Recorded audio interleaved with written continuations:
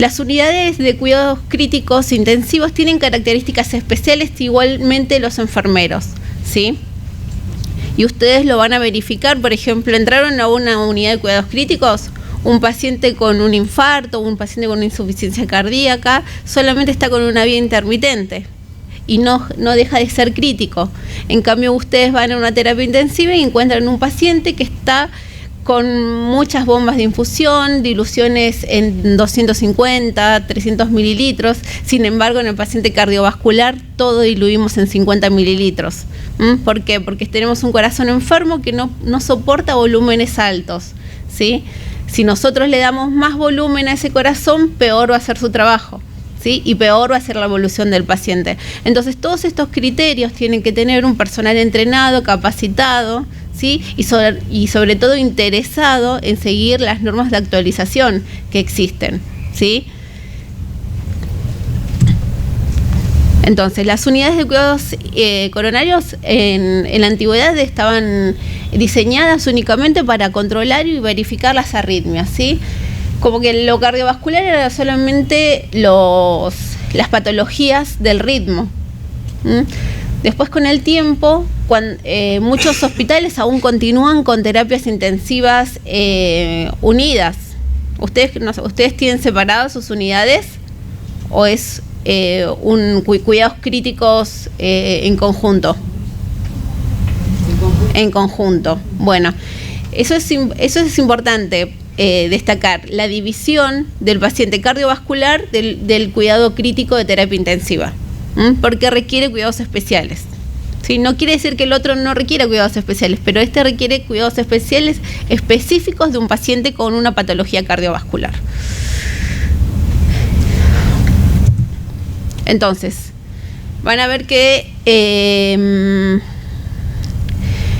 la unidad coronaria trabaja junto, ¿sí? Con la recepción, ¿sí? El centro de gestión de pacientes. Nosotros en el hospital donde trabajo tenemos un centro de gestión de pacientes que lo que hace es gestionar el ingreso del paciente a la institución.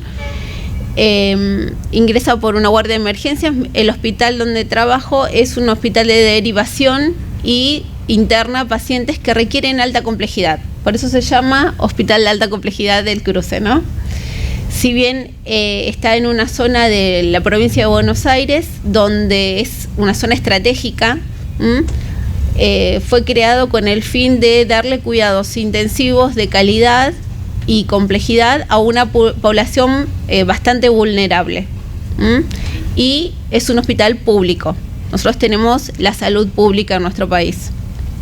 Entonces, para ser un hospital público está con elevados estándares de calidad, digamos, ¿sí? Compite con varias instituciones privadas a nivel nacional. Entonces, la unidad coronaria trabaja con la sala de gestión de pacientes, emergencias, ¿sí? Y con las salas de hemodinamia, electrofisiología y telemedicina.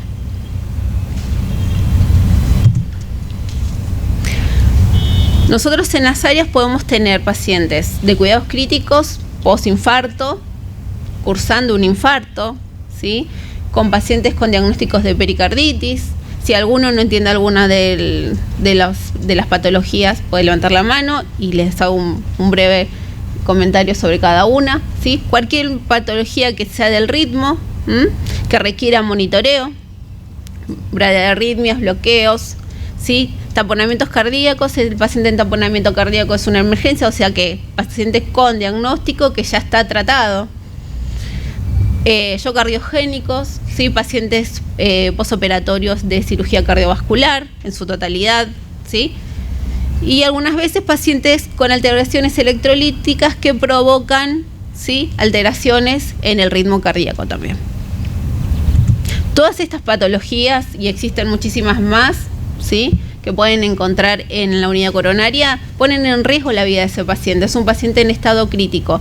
Y ustedes lo van a ver, por ejemplo, lúcido, moviendo sus extremidades sin dificultad, ¿sí? Asintomático, ¿sí? Y está con parámetros estables normales. Pero sin embargo, está manejando volúmenes altos, ¿sí?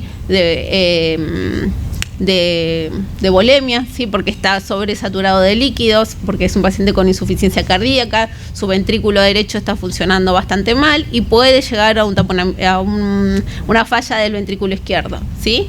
Entonces, son pacientes que nosotros tenemos que tener un cuidado especial, una visión más holística, ¿sí? Una valoración permanente del estado clínico del paciente y no quedarnos con un solo diagnóstico. El paciente puede evolucionar de un paciente crítico a una emergencia cardiovascular.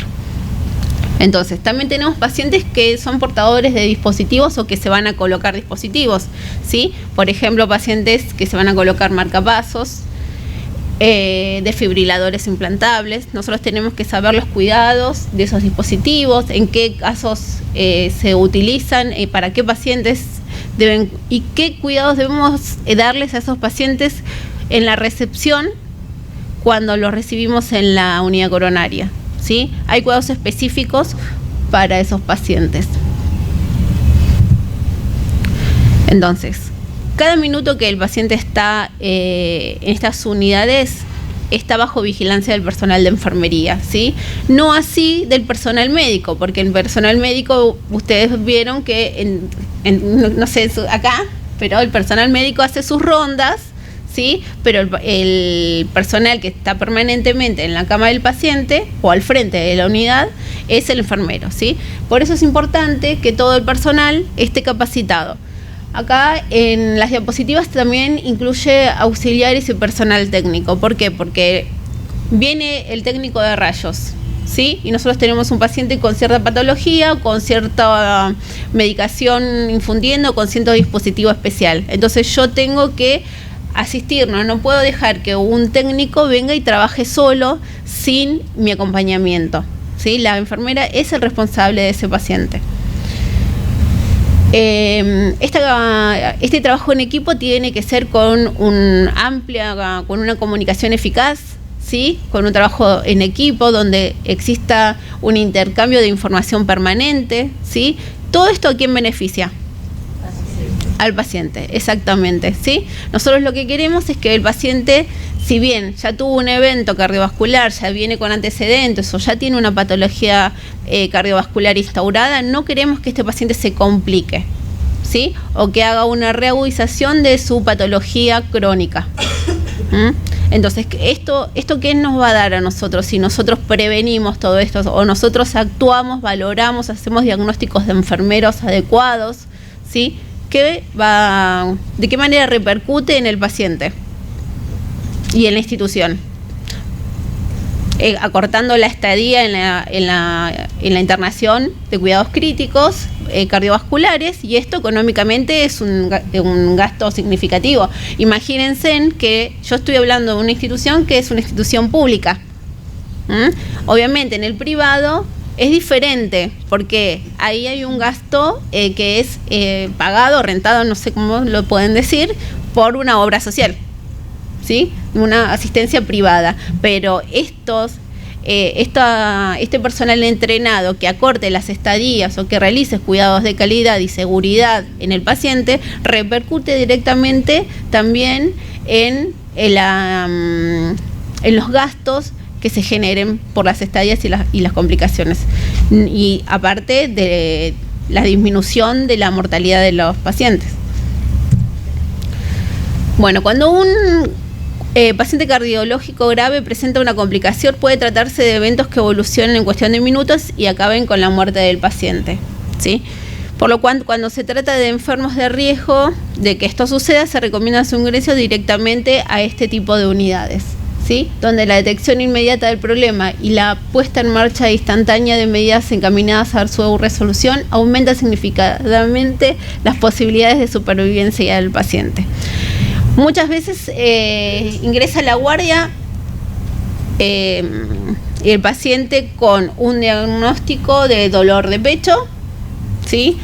Que es traído por una ambulancia, se le realizan los estudios correspondientes, tiene en el electrocardiograma ustedes van a ver un cambio morfológico, ¿sí? En las ondas, que justamente es la clase que sigue.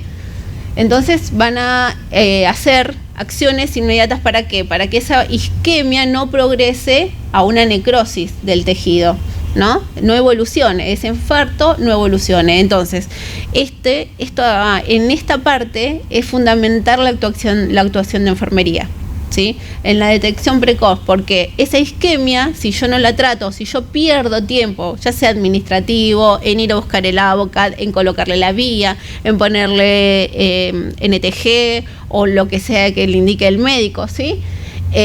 Todo eso va a aumentar el tiempo de isquemia, ¿sí? Y después de muerte del tejido, donde ya según el vaso comprometido en el corazón, va a producir una incapacidad de esa área funcional. No es lo mismo un vaso del lado izquierdo del corazón que del lado derecho, ¿no? Bueno. Nosotros, las enfermeras de unidad coronaria, siempre estamos dentro de la unidad, ¿sí? Requerimos de tecnología. ¿Por qué? Porque necesitamos tener al paciente bajo monitoreo permanente, ¿sí? Tenemos que tener actualización permanente de esos monitoreos, de esos monitores, ¿sí? Y de todo dispositivo que tenga dentro de la unidad. Además, tenemos que verificar que las alarmas de esos dispositivos estén correctamente encendidas, ¿sí? Siempre existe la persona, ¿sí?, que es no sé quién, en toda unidad, que apaga las alarmas, tanto de las alarmas de los monitores como de los respiradores. Siempre existe, o no les pasó nunca, ¿sí? Entonces ustedes siempre tienen que verificar, al tomar la guardia, así como verifican y chequean mínimo las pilas del laringoscopio, tienen que verificar que las alarmas de sus pacientes estén encendidas. Y que, según el diagnóstico, vamos a ver qué pacientes pueden deambular o qué pacientes no pueden deambular. Según el paciente, un paciente con insuficiencia cardíaca no descompensada, que está en tratamiento con tratamiento diurético, ¿sí? Tiene autorización médica para deambular. Muchas veces ellos mismos, como son crónicos, se sacan los cables pacientes, los dejan colgados y se van al baño. Y nosotros vemos una sistolia desde el monitor central, ¿sí? Entonces, bueno, nosotros les pedimos al paciente que, si se va a levantar, que nos informe, ¿sí? Vamos, lo acompañamos y ponemos el monitor en espera, o sabemos por qué ese monitor está dando el dato que está dando. El equipo humano. Bueno, está compuesto por médicos, enfermeros, auxiliares clínicos, que en realidad ya este término es bastante en desuso, ¿sí? Auxiliar, porque ya el equipo está compuesto por personal de salud, ¿sí? Donde incluye no solamente médicos, enfermeros, sino también necesitamos kinesiólogos, rayos, nutricionistas, necesitamos técnicas. Nosotros tenemos una técnica en electrocardiograma, pero acá en este país existen las técnicos en electrocardiograma. Bueno, en Argentina existe, ¿sí? Sobre todo en la provincia de Buenos Aires. Es como un curso de técnico en electrocardiograma, y lo que hacen es el monitoreo, la telemedicina, digamos, ¿sí? Nosotros tenemos, pero ella hace tareas administrativas. Igual, de todas maneras, los electrocardiogramas los hacemos los enfermeros.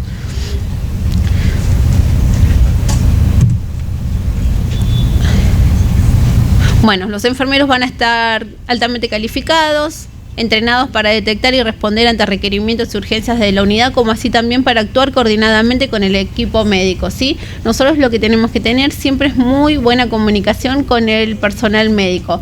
Muchas veces los cardiólogos, al trabajar con residentes, en ese intercambio de información también llega la información cambiada a enfermería. Entonces, enfermería, si bien recibe una orden que puede ser del residente, siempre verificar que esa orden sea la adecuada, ¿sí? Verificar el paciente, ¿sí?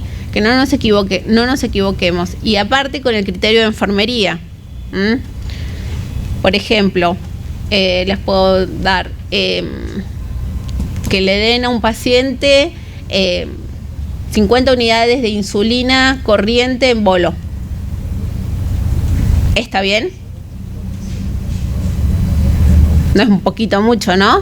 50 unidades de insulina corriente en bolo. Un poquito mucho. Entonces, mi criterio enfermero, ¿qué va a decir? Está equivocado, hay un error. Ay, no, y sí, escribí mal la indicación, era 5 unidades. ¿Sí? Entonces, no porque recibamos una indicación médica, ¿sí? Porque todos somos personas y nos podemos equivocar o podemos no entender la letra, ¿sí? Entonces, siempre verifiquemos que la indicación sea la correcta, ¿sí? Por eso es que necesitamos personal que esté entrenado, porque si es una persona que no tiene los requerimientos, los conocimientos adecuados, lleva al error, ¿sí? A un evento adverso, ¿sí? Esto es un problema de calidad y seguridad del paciente, y el paciente tiene como una complicación. En este caso, ¿cuál sería de la glucemia? Una hipoglucemia, bastante severa, ¿no?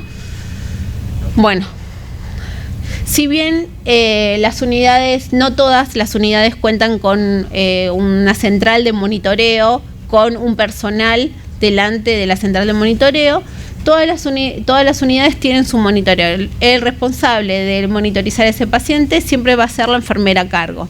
No quiere decir que otro profesional no llegue a ver el monitor de otro paciente, ¿sí? Si yo veo en la central una sistolia, le pregunto a mi compañero, ¿viste ese paciente es tuyo? Sí. Y dice, sí, pero está de costado, ya le voy a acomodar los electrodos.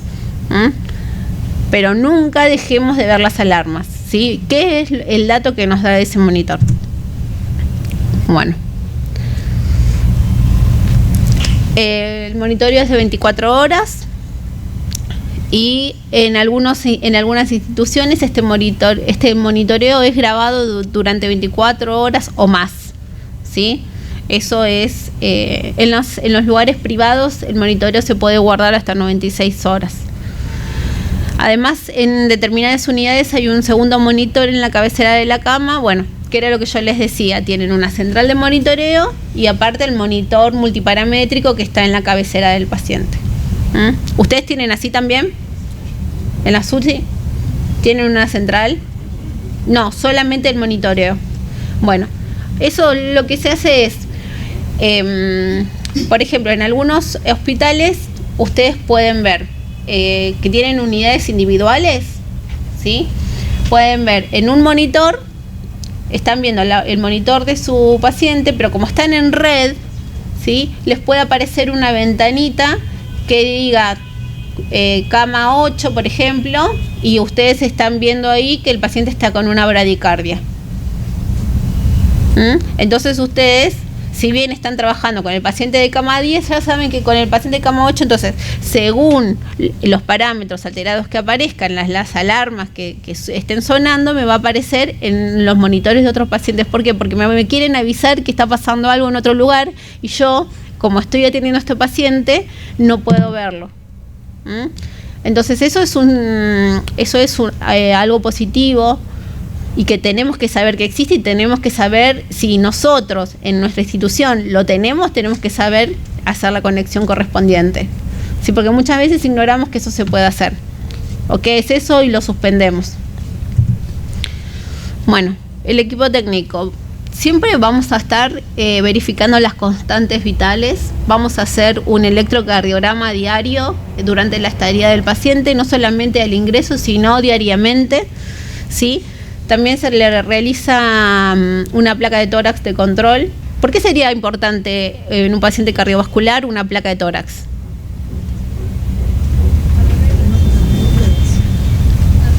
¿Es importante la silueta cardíaca en el paciente cardiovascular?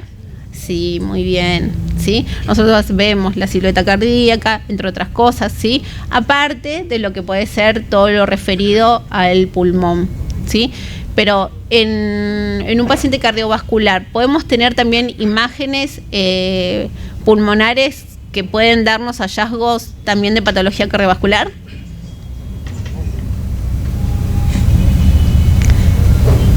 ¿Sí o no? Sí.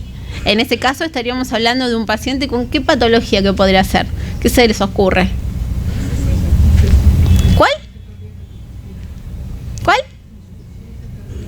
Suficiencia cardíaca puede ser congestiva y que nos está llevando, congestiva, se está llenando de líquido, y ese líquido ¿a dónde se va acumulando? ¿Sí? Entonces, cuando ustedes auscultan al paciente cardiovascular, van a tener algunos ruidos que son patológicos. ¿Sí? ¿Se acuerdan de alguno? Crepitantes. ¿Otros? Esos son más superiores. ¿Reales? ¿Sí? Acordémonos que el líquido se va a acumular generalmente en las bases. ¿Sí? Entonces, ¿qué vamos a ver en este paciente que está con sobrecarga de volumen? Vamos a ver acumulación de líquido, ¿sí? Y vamos a darle diurético seguramente. Dependiendo del laboratorio del paciente, verán qué diurético se le podrá dar o no. También, en función del tipo de paciente y la causa del ingreso, existen otros parámetros que pueden requerir monitorización.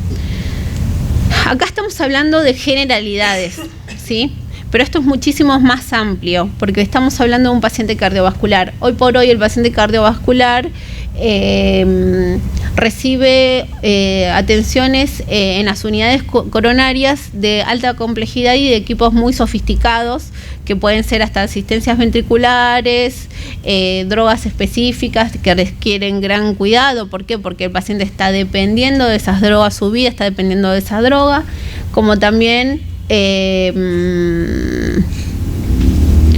una relación de asistencia respiratoria con la asistencia mecánica respiratoria y asistencia circulatoria mecánica, y ECMO con membrana de con membrana. Bueno, si ocurre alguna eventualidad, serán necesarias maniobras. No, ya se las dijo. Me fui para atrás. Diseño y características físicas generales. Bueno, las habitaciones individuales con observación directa de los pacientes. Como toda unidad de cuidados críticos, yo no puedo tener un paciente crítico detrás de una puerta, ¿sí? Yo tengo que observarlo. Entonces, si bien las unidades pueden ser cerradas, pero me tienen que permitir que yo lo pueda ver de frente, porque no necesito solamente ver al paciente, sino también necesito ver, si no tengo un monitoreo central, ver el monitor. Desde la cabecera del enfermo se puede acceder con facilidad a un interruptor que dará señal de alarma de la estación central. Eso no está en todas las instituciones. ¿Ustedes tienen un botón de paro o algo así? Cuando surge un paro, ¿cómo avisan? ¿Qué dicen? ¿Paro? ¿Gritan? ¿Salen corriendo? Hay un botón de pánico, de emergencia. Bueno, sí, algunas instituciones ya hacen, mientras la enfermera comienza con las maniobras de reanimación, se llama a un teléfono que es una central y dan una señal que les ponen un nombre de mujer. Por ejemplo, en una clínica en Buenos Aires te dicen Karen. Entonces ya saben que hay Karen en el tercer piso, entonces los médicos de cuidados críticos, tercer piso sería clínica médica, entonces los médicos de terapia ya acuden a verificar el paciente y bueno, a ver si ese paciente va a requerir cuidados críticos. Entonces en ese caso el paciente pasaría de clínica a cuidados intensivos. ¿Se entiende? Bueno, acá podemos ver un modelo de unidad, ¿sí? Estas son unidades de observación. Está vacía, ¿sí? Pero ven que las camas son camas eléctricas, tienen botoncitos para manejar distintas posiciones, son camillas que permiten el traslado, ¿sí? Del paciente en su propia camilla.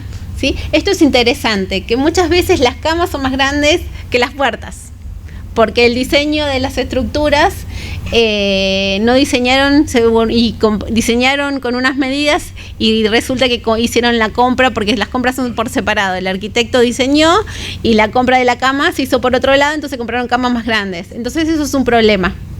Entonces siempre tenemos que esos pequeños detalles los ve enfermería, porque ese paciente que está en cuidados críticos, para llevar a hacer un control o llevarlo a hemodinamia o llevarlo a tomografía, tiene que ser pasado a otra cama más chica o una camilla para hacer el estudio, que sería una picardía. ¿Por qué? Porque podría ser fácilmente trasladable en su camilla. Por eso es importante verificar eso, ¿sí?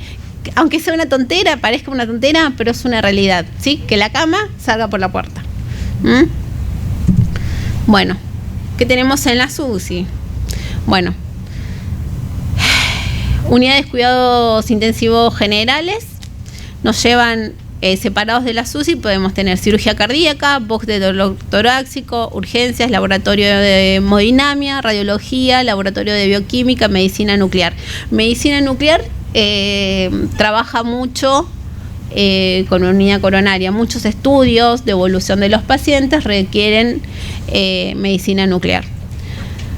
Y luego de la UCI, el paciente puede ir a cuidados intermedios, como de cuidados intermedios puede volver, ¿sí?, a salas de cardiología general, cuando no hay cuidados intermedios, y a las fases extrahospitalarias, y pueden seguir sus controles por consultorios externos, ¿sí? O bien por consultorios externos, o bien se le da el alta hospitalaria y el paciente continúa con su médico cardiólogo de cabecera. ¿A usted existe acá el médico de cabecera? ¿Siempre se atienden en un centro hospitalario o en una clínica? Bueno, en Argentina se suele tener un médico de cabecera, por ejemplo. ¿Cómo es tu nombre? Itam. Bueno, Ítalo. Ítalo es mi médico de cabecera. Entonces, yo hace 3 años que me atiendo con el doctor Ítalo y me dice que tengo que tomar enalapril 5 miligramos a la mañana y a la noche, y vengo con 160, 170 de sistólica, pero me dijo que me tranquilice y me dio un Alplax para que duerma. Igual sigo con esa tensión arterial. Hace 3 años que vengo con el doctor. El doctor tiene 60 años. Perdón. Bueno, ¿ustedes qué pensarían?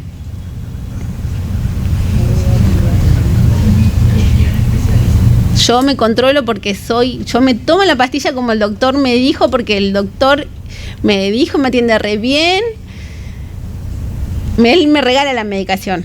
Él me da la medicación porque lo vienen a visitar visitadores médicos. Entonces él me da la pastilla, entonces yo ni siquiera gasto, y me tomo la pastilla. ¿Es eficiente? No. ¿Se acuerdan las últimas guías de cuánto sería la tensión arterial de un paciente? ¿Hasta qué parámetro podemos decir normal? ¿Cuánto? ¿Hasta cuánto podemos limitarnos para decir que este paciente es hipertenso?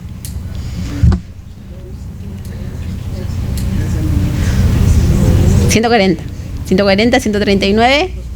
Y si tiene 139, 139,5, 140, ¿sí? Vamos a poner, ¿sí?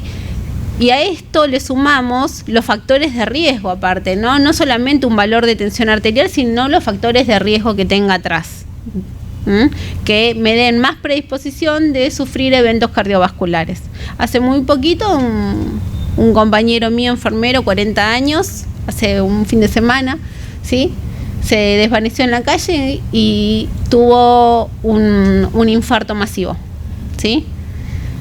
Obviamente llegó al hospital muerto, no respondió a las maniobras de reanimación.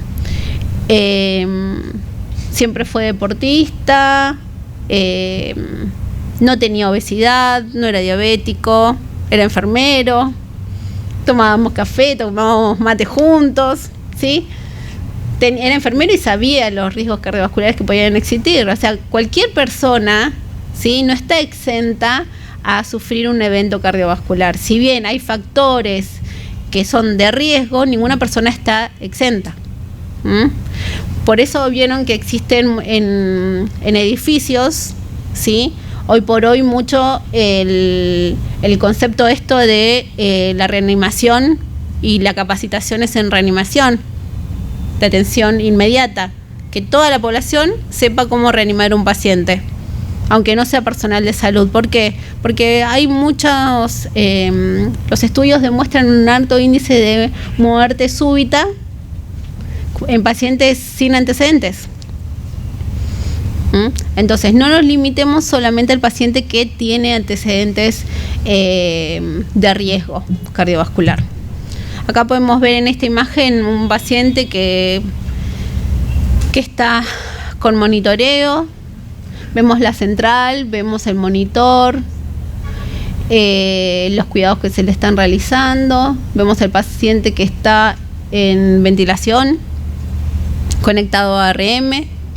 Tenemos que tener amplios conceptos sobre la asistencia mecánica respiratoria de estos pacientes, ¿sí? Qué equipos tenemos a disposición, ¿sí? Y cómo utilizarlos, ¿sí? También tenemos que tener amplios conocimientos de qué paciente, ¿sí? Qué tipo de asistencia ventilatoria le vamos a dar a qué paciente. ¿Por qué? Porque acordémonos que el paciente cardiovascular requiere, ¿sí?, en lo posible, no recibir asistencia mecánica respiratoria. ¿Por qué?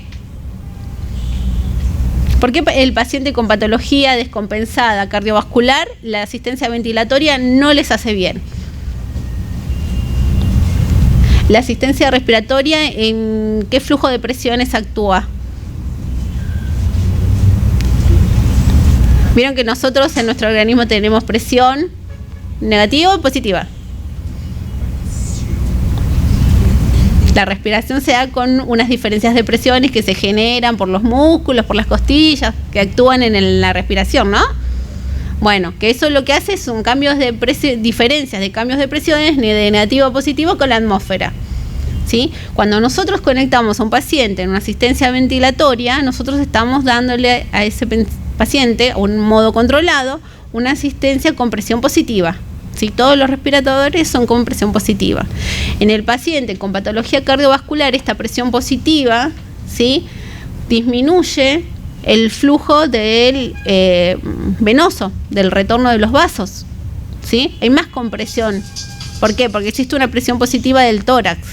Aumenta la presión en el tórax y queda menos lugar para los grandes vasos. ¿Se entiende? Entonces, generalmente al paciente con patología cardiovascular, lo primero que hacemos es probar la tolerancia a una asistencia ventilatoria no invasiva, ¿sí?, externa. Así que también tenemos que tener conocimientos amplios sobre la evolución de ese paciente y qué equipamiento vamos a requerir. Vamos a tener que conocer los monitores que tenemos a disposición, ¿sí? El equipo de electrocardiograma, ese es bastante moderno, ¿sí? Hay unos muchísimos mejores, ¿sí? Y ¿saben qué es el que está acá de este lado? Es una consola ¿de qué? Digan, sin vergüenza, así hacemos más participativo esto. Exacto, ¿sí? Balón aórtico, ¿sí? Que es balón de contrapulsación intraaórtico. Siempre tenemos que ver qué podríamos controlar en esta consola. Si la tenemos ahí en la unidad coronaria y podemos llegar a recibir un paciente que requiera una conexión o una colocación de un balón. ¿Qué vamos a ver en la consola? Así como ustedes controlan en el carro de paro el laringoscopio y que haya adrenalina.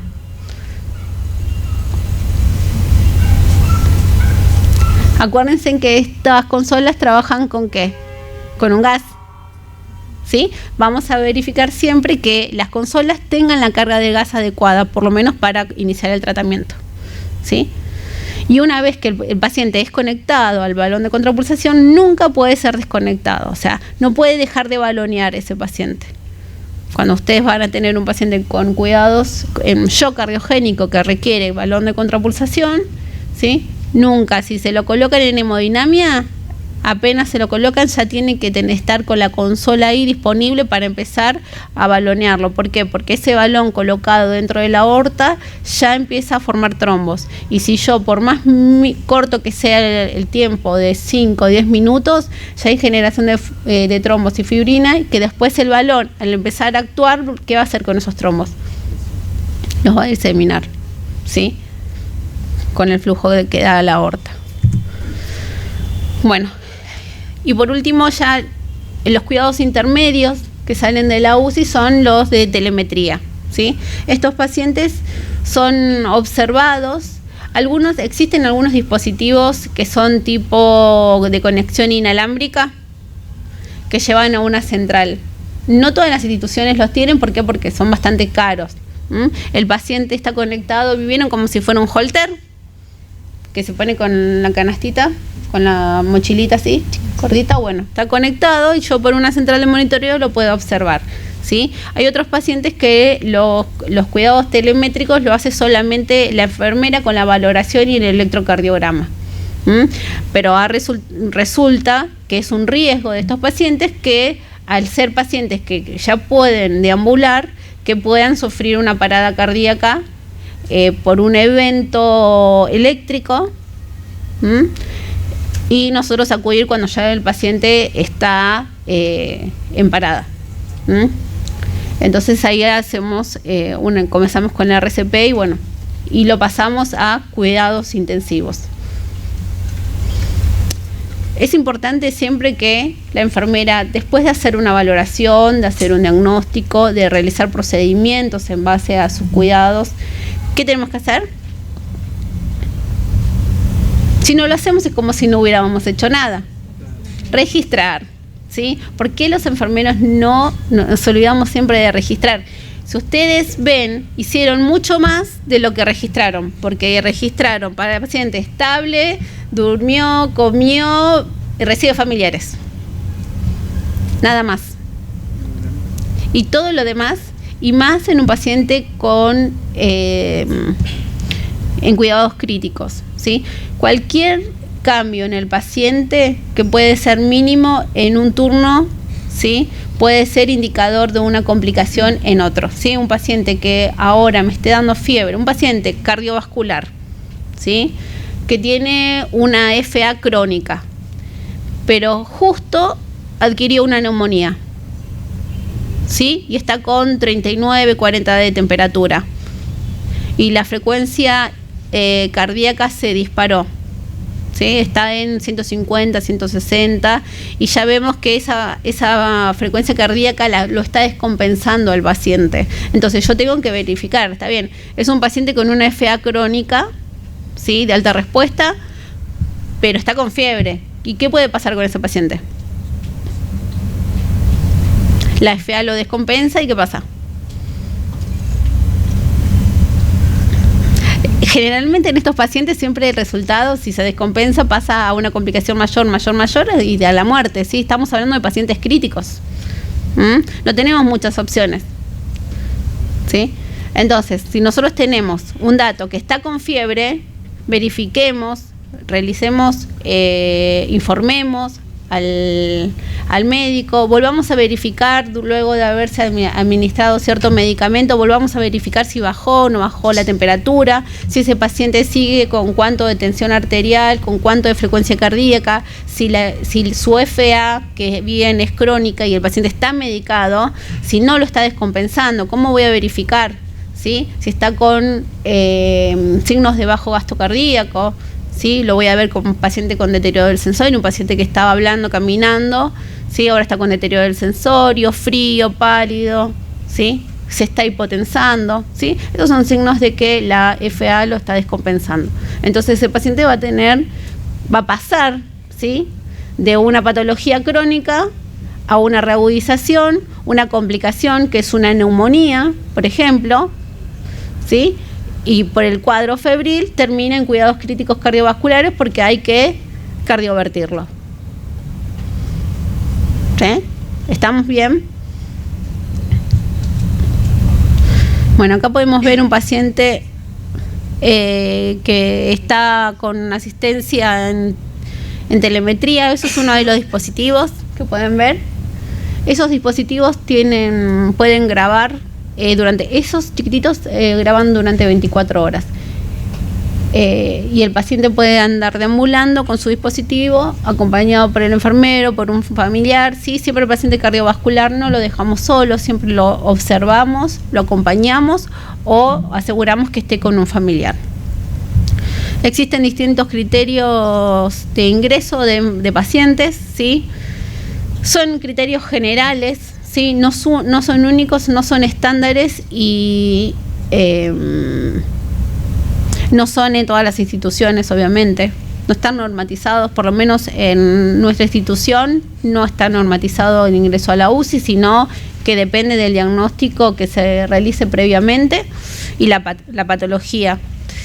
Entonces puede ser un infarto de menos de 24 horas o más de 24 horas de evolución con complicaciones, angina inestable, sospecha de IAM, arritmias, insuficiencia cardíaca, cardíaca aguda o reagudizada, complicaciones del cateterismo cardíaco diagnóstico terapéutico o no, o puede ser un paciente que se le realizó un estudio en hemodinamia y que viene para realizar las 24 horas de control, ya sea de la punción o si se hizo algún tratamiento se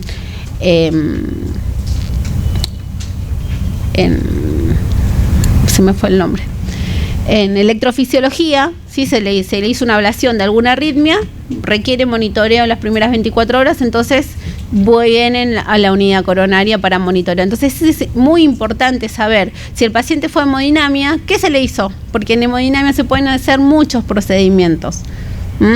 Incluso si el paciente fue a hemodinamia y se le hizo la colocación de un stent, ¿sí? ¿Saben lo que es un stent? Es ese dispositivo que permite que la arteria que estaba obstruida se pueda dilatar y mejorar el flujo de la arteria, ¿sí? Entonces, si se le colocó un stent, tenemos que verificar el monitoreo de ese paciente. ¿Por qué? Porque ese stent se puede volver a tapar, el paciente puede empezar con dolor, ¿sí? Y puede volver a infartarse. Después también tenemos los cuidados del sitio de punción de ese paciente que viene de hemodinamia. Acuérdense que es un ingreso por una arteria de grueso calibre. Entonces vamos a tener los cuidados del vendaje y si viene con un introductor vamos a tener los cuidados de verificar el sitio de inserción, ¿sí? Del introductor, verificar que tenga un coagulograma, verificar cómo está ese coagulograma, si está dentro de los valores normales o no, porque ese introductor se lo tienen que retirar. Cuanto más pase el tiempo de retiro de ese introductor, más riesgo tiene el paciente que al momento de retiro, ¿sí? Algún trombo pueda desplazarse hacia la arteria. Y ese trombo, una vez en el torrente sanguíneo, puede obstruir otra arteria más pequeña que puede ser cualquiera de nuestro organismo. Incluso producir un ACV, ¿sí? O un tromboembolismo. Entonces, todos estos cuidados, ¿sí? ¿Qué nos dicen? Que enfermería tiene que estar capacitada, ¿sí? El paciente que viene con un introductor de hemodinamia porque se le colocó un stent, ¿sí? Se le dio aspirina, se le dio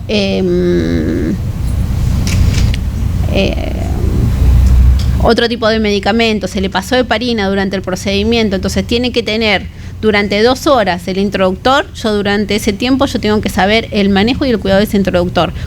¿En qué posición lo pongo al paciente? ¿En qué posición lo pondrían? ¿Saben lo que es un introductor? ¿Ustedes lo llaman por el mismo nombre? Sí. Bueno, generalmente los introductores que se colocan son más de 7,5 French. ¿Por qué? Porque por ese introductor tienen que ingresar varios cablecitos, ¿sí? Catéteres. Entonces tiene que ser lo suficientemente ancho para que todos estos catéteres puedan entrar con facilidad. Entonces es una punción bastante importante, en una arteria bastante importante. ¿Qué cuidados? ¿Lo podemos sentar? ¿Se puede parar el paciente? No, ¿sí? Durante las primeras 24 horas post-angioplastía el paciente no puede deambular. Ya sea el paciente se va a sentir súper bien, chicos, porque tuvo un dolor de pecho hizo una isquemia, pero le pusieron el stent y esa arteria pudo reperfundir toda la zona, o sea que el corazón no sufrió lesiones, ¿sí? O sea, podemos decir que lo curamos, ¿sí? No pasó a más complicaciones. Pero tenemos eso en especial en estos pacientes, que después se quieren levantar, quieren comer, porque se sienten re bien, ya ese dolor que lo angustiaba, que tenía sensación inminente de muerte, ya no lo tienen más. Entonces ahora ya está, sacame esto, poneme eso, quiero irle, quiero levantarme, no, ¿sí? La enfermera tiene que tener conocimientos y tiene que educar al paciente para que él contribuya con su buena evolución, ¿sí? Taponamiento cardíaco, un paciente en taponamiento cardíaco, ¿qué es? ¿Una urgencia o una emergencia? Es una emergencia. El taponamiento cardíaco se puede dar por muchas causas, ¿sí? Y en la unidad coronaria tenemos pacientes que vienen de cirugía cardiovascular. Si no hacemos los cuidados de recuperación cardiovascular inmediata, muchos pacientes pueden hacer un taponamiento y yo no haber medido PVC en ningún momento, que uno de los signos de taponamiento es el aumento de la presión venosa central, ¿sí? Crisis hipertensivas con repercusión cardíaca, disfunción protésica aguda. ¿Cuál sería una disfunción protésica aguda? Sería, por ejemplo, un paciente que se le colocó una válvula hace unos años y esa válvula empezó a funcionar de manera disfuncional, ¿sí? A funcionar mal, entonces está volviendo a ser un cuadro de insuficiencia cardíaca. Intoxicación digitálica o por otros fármacos que tengan que ver con el ritmo. Hay muchos pacientes que ya estamos hablando de poblaciones de edad que necesitan de otra persona que les recuerde. Por ejemplo, tenemos el hombre que dice: usted pregúntele a mi señora, ella sabe todas las pastillas que tomo. ¿Pasa eso? Después tenemos el hombre que ya no tiene la esposa y que tiene todo en la puerta de la heladera, todo, o te viene con la cajita lunes, martes, miércoles, jueves, viernes, ¿sí? O con un papel así, con los pedacitos de cartón anotados 2 veces por día que le escribió la hija, ¿sí? Esos son todos los ejemplos de los pacientes cardiovasculares. Y viene con todo eso, que eso es lo que toma. Esta es la amarilla, esta es la blanca, ¿sí? Porque acordémonos que muchos pacientes con patologías cardiovasculares son mayores y también lo que tienen es problemas de la visión, ¿sí? Entonces vienen con letras grandes, con pedazos de cartones, y de todo eso nosotros tenemos que más o menos armar y saber qué es lo que tiene el paciente y cómo tratarlo. Disección de aorta. Nosotros podemos tener un paciente que sea una disección de aorta no quirúrgica, ¿sí? O quirúrgica, y ya hablamos con el equipo de recuperación cardiovascular, que nosotros tenemos un paciente con disección de aorta que requiere cirugía y obviamente la cirugía tiene que ser inmediata. De las disecciones de aorta, cuando la aorta se diseca no tenemos mucho tiempo. Imagínense que es la aorta la que se está disecando, la que se está rompiendo y no tenemos flujo a los tejidos. Y tromboembolismo pulmonar. Bueno, existen diversos comportamientos en el paciente que tiene patología cardiovascular que nosotros también tenemos que saber reconocer. Tenemos pacientes con distintas personalidades. No me quiero pasar de tiempo, no sé si estoy bien. Entonces,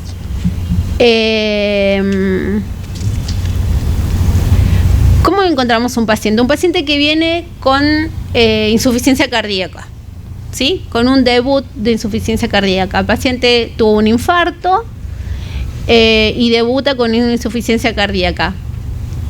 Y esa insuficiencia cardíaca está con mucha congestión y está con un edema agudo de pulmón. El paciente, ¿cómo ustedes se lo imaginan que va a venir? ¿Se acuerdan la patología cómo es el edema agudo de pulmón? Ya vemos que el líquido sobrante ya está pasando a los alvéolos, entonces los alvéolos no pueden hacer el intercambio gaseoso y tienen líquido en su interior, ¿no? Mayor cantidad de líquido. Entonces el paciente, ¿cómo va a venir? Con dificultad respiratoria, ¿sí? esa dificultad respiratoria, ¿qué le va a dar? ¿Le puede decir, acuéstese, señor, quédese quieto que le tengo que hacer el electro? Va a estar irritable, es un paciente que va a querer, no va a permitir que ustedes lo acuesten, porque tiene hambre, sed de aire, ¿sí? Nosotros tenemos que, puede estar hostil, puede estar agresivo, irritante, tenso. Este tipo de pacientes, por ejemplo, en este caso, ¿sí? Nosotros tenemos que rápidamente hacerle cuidados, ¿sí? Sin tratar de empeorar su estado emocional, ¿sí? También podemos ya tener el paciente que ya viene con deterioro del sensorio, pero sigue estando agresivo. El paciente con deterioro del sensorio y encima agresivo se nos complica más, ¿no?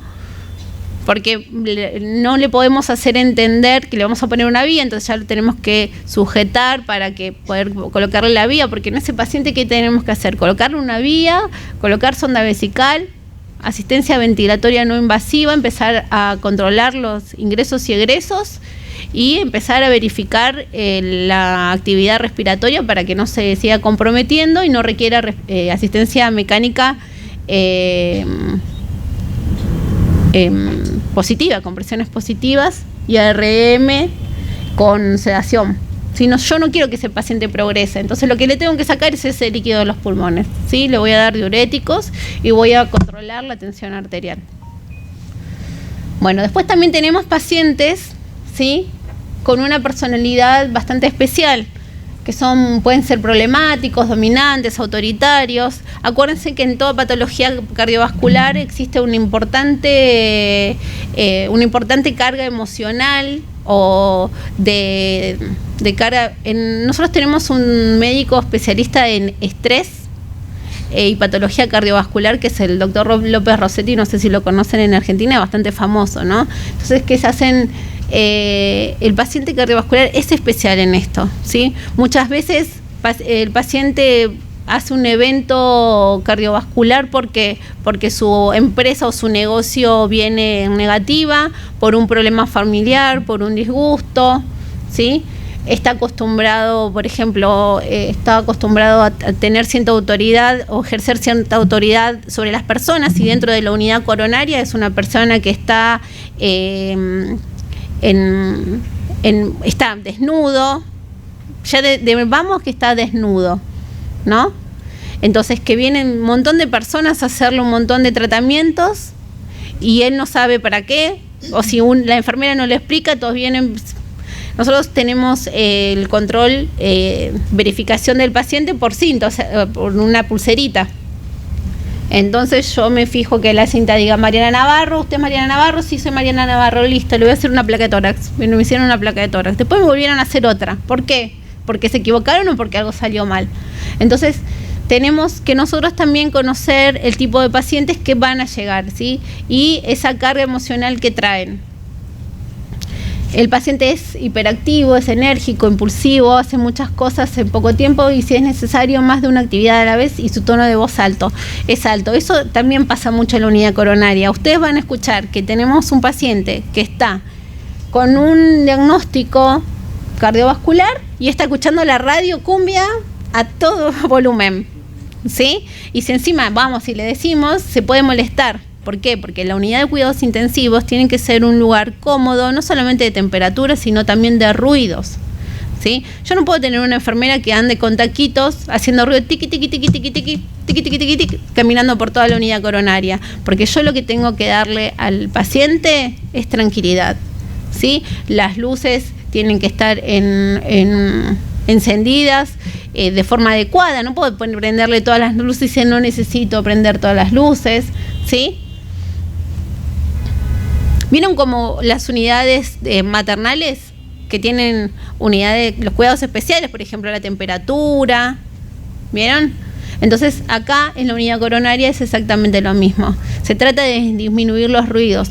Si bien las alarmas no se pueden apagar, ¿sí? Pero sí se puede modificar el sonido, ¿sí? Hay algunas alarmas que sí se pueden modificar el sonido, bajar un poquito el volumen sin apagarlas, que no son, por ejemplo, alarmas que puedan comprometer la vida, ¿Mm? Después, en este tipo de pacientes, las enfermedades asociadas pueden ser hipertensión y enfermedad cardíaca, justamente por la hipertensión. Nosotros tenemos en estos últimos 4 años de dificultad para el país, tuvimos muchos eventos cardiovasculares, y no solamente por asociados a riesgos cardiovasculares, sino también por pérdidas del trabajo, pérdidas de viviendas, porque la gente que alquilaba no podía alquilar, estaba viviendo en vehículos, ¿sí? Que era lo único material que le podía quedar a una familia, era un vehículo. Entonces vivían dentro del vehículo, en situación de calle, pero dentro de un vehículo. Entonces, bueno, mala alimentación. Entonces podemos encontrar un aumento de todos estos índices y obviamente disminución de las cargas de las políticas públicas, ¿no? En este tipo. Bueno, después tenemos una personalidad tipo B, que es opuesta a la personalidad tipo A. Este es mucho más relajado, más asertivo, expresa lo que siente y también las emociones negativas. Es tranquilo. Es raro verlo con prisa, habla con tranquilidad, ¿sí? Esto no quiere decir que el paciente tenga menos riesgo por no ser tan... si ustedes me ven a mí, yo tengo súper riesgo de un evento cardiovascular porque me la pasé hablando delante de ustedes. Pero, ¿sí? Él, que no estuvo hablando, que no tiene menor riesgo de sufrir un evento cardíaco porque por tener distinta personalidad, ¿sí? Pero estos pacientes también tienen asociadas algunas patologías, ¿sí? Y en la personalidad tipo C, que es la inhibición emocional. En este tipo de personalidad, ¿en qué pacientes consideran ustedes que pueden encontrar? ¿Con qué diagnóstico, por ejemplo?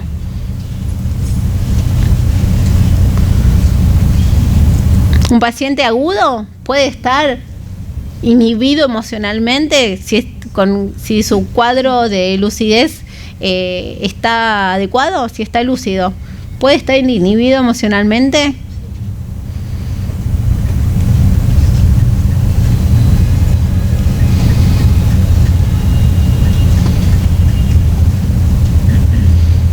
¿Qué pasa cuando ustedes ingresan a la habitación y dicen buen día, ¿cómo está? ¿Cómo amaneció hoy? Y el paciente mira a la ventana.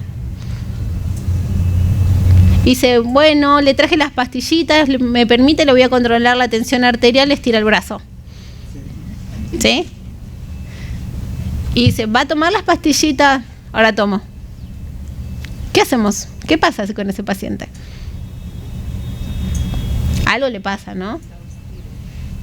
¿Sí? Y por ahí, yo paso a la media hora y las pastillitas siguen ahí en la mesa. Y paso a la hora y siguen en la mesa. ¿Qué tengo que hacer? No lo podemos convencer, porque cada uno es responsable, ¿no? Yo le voy a decir, mire, tiene que tomar las pastillitas, ¿qué le está sucediendo? A ver, ¿en qué lo puedo ayudar?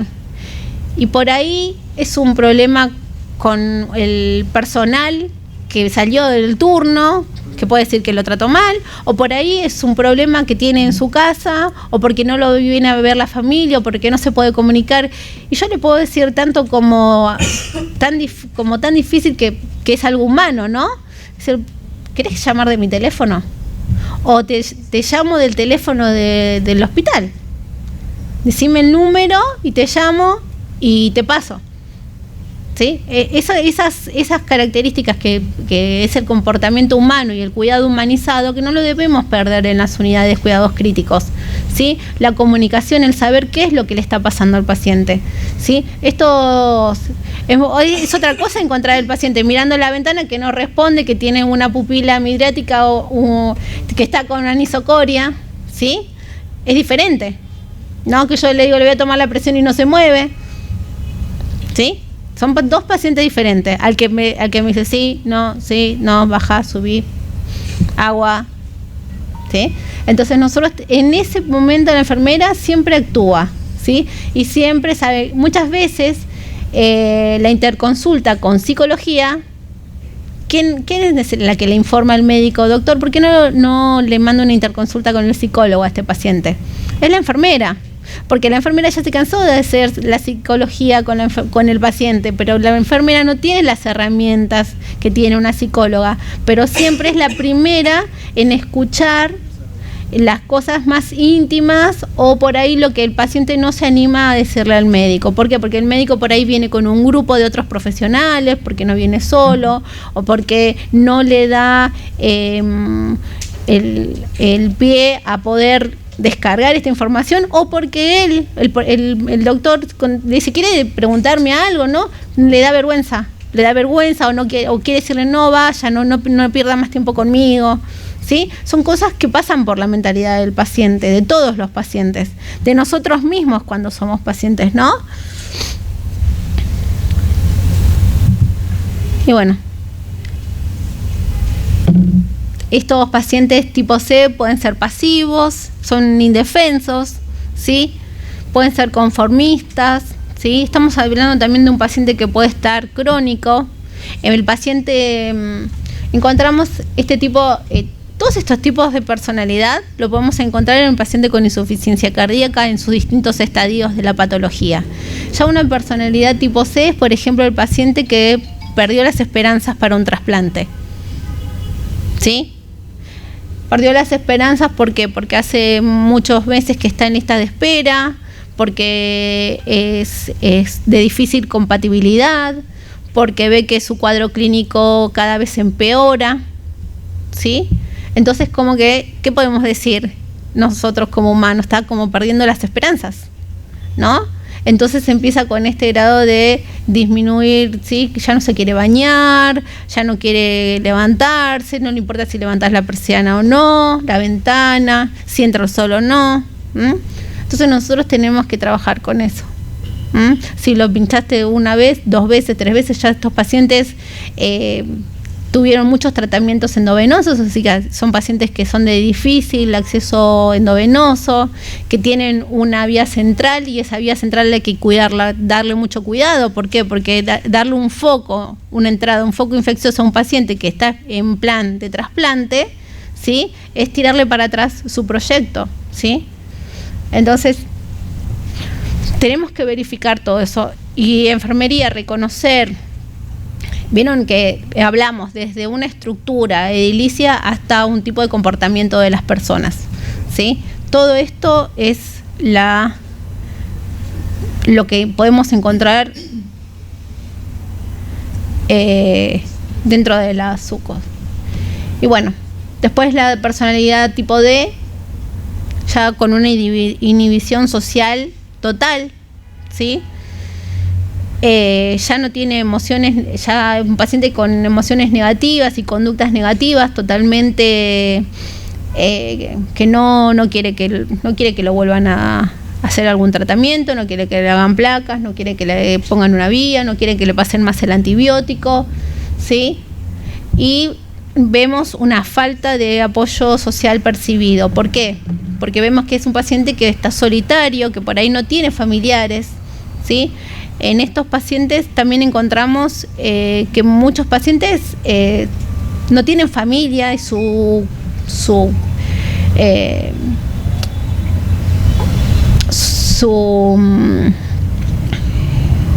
emociones están dirigidas, por ejemplo, a los animales que dejó en la casa y que nadie le está dando de comer, ¿sí?